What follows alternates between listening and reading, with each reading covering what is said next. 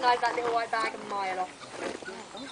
Now then, as I say, these guys do come down to the ground more than any other type of lemur, and whilst they are down on the ground, they will constantly communicate with each other. There's a few different ways that they do it. The first one, most obvious one, is they kind of talk to each other, just like we do. They've got a huge repertoire of vocal calls. They kind of squeak and grunt. They can also bark and purr, a bit like household cats can. And this is, as I say, kind of their main method of communication.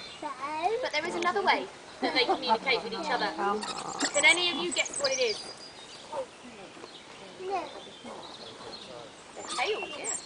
Most animals are the colours that they are for camouflage. With these guys, it's the complete opposite. You can imagine coming down to the They've had loads now, Lou. plants and trees and flowers and foliage about. It would be quite easy for one of these guys to duck behind one and then get separated from the rest of the group because nobody can see where he's gone. So what they do, they keep their tails upright so the rest of their body and basically acts like a flag. Black and white rings stand out beautifully against the green background, and it makes it easy to spot where everybody is, making sure nobody gets left behind or goes off in the wrong direction and gets separated from the troop. Now, every single ringtail lemur in the world, including our tiny little baby ones up here, have got exactly the same number of rings on their tails. It's always 26 rings, or 13 pairs of rings, however you'd like to phrase it. It always starts in a white one and it always ends in a black one. Pretty cool. Now, as well as using their tails as a flag, there is something else they do with their tails. And believe it or not, it's fighting. Now, you might sound a bit confused, not a lot of damage you can do with a black and white tail. But it's something called stink fighting. And it happens during the breeding season, and it is the boys that do it.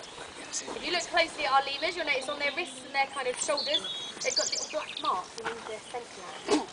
And during the breeding season, when you've got two boys competing for a female's affection, they'll actually sit with their tail between their legs and one hand over their scent gland and get it nice and smell.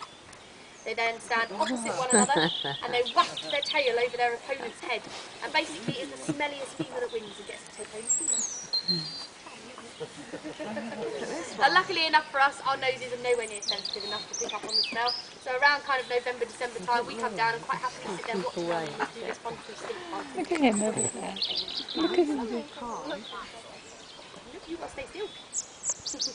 If they don't come over, they don't get any breaks. They know the rules. Now then, coming from the forests of Madagascar, what do we reckon is the biggest threat to a ringtail lemur in the wild? Us. Us, yeah. Same as most wild animals these days, unfortunately. But why? What are we doing? Habitat. Habitat, there you go, loss of habitat. Madagascar only has 1/5 of its forests left. A tiny little amount. The rest of it has all been chopped down. Unfortunately, you're pushing away, you're not allowed to help yourself. As they're pushing down. There you go. Unfortunately, a lot of the natives are actually cutting down trees to plant crops, which are made for biodegradable packaging. So on the surface, it looks like they're doing something very good and something very green for the planet. But by chopping down the trees, it's taking away the lemurs' homes, their shelter, their food. Not just these guys that live there, lots of other animals all competing for the same resources. So as the forest gets smaller and smaller, unfortunately the animal numbers decline along with it. There is conservation projects in place for the ringtail lemur, and our ringtail lemurs are doing absolutely fantastically at the moment. As I said right at the beginning, we've only got 2 breeding females. As you might have spotted, we've had 3 babies this year. We've had 1 single and a set of twins. Last year we also had 3 babies, and the year before we actually had 4 babies. We had 2 sets of twins. So our lemurs are doing absolutely fantastically. It's a really good indication to us that we must be doing something right, because our lemurs are happy and healthy and breeding like they should be. So we're chuffed with it. Right then, I don't have to shout over the guinea cow. Has anybody got any questions about them? Nope. I must have remembered to say it. So why do you reckon we feed our lemurs their grapes by hand? We've got 3 main reasons for doing it.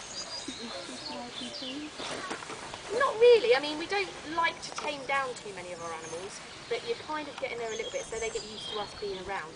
As you notice, when we get our bag of sweeties out, our lemurs will come running over to us. It means that we get up close and personal with our lemurs without there being any kind of stress, so we can give them a little bit of a health check, give them once over, make sure everybody's nice and healthy, as in hiking or didn't offer food, anything like that. So that's one reason, we come up nice and close. Can you think of any other reasons? So you can check on their health? Yeah, that's the one I just sent, so we can help check Oh, them. sorry. That's all right. I should listen. But also, if we ever need to give him any medication, we can hide it in a grape.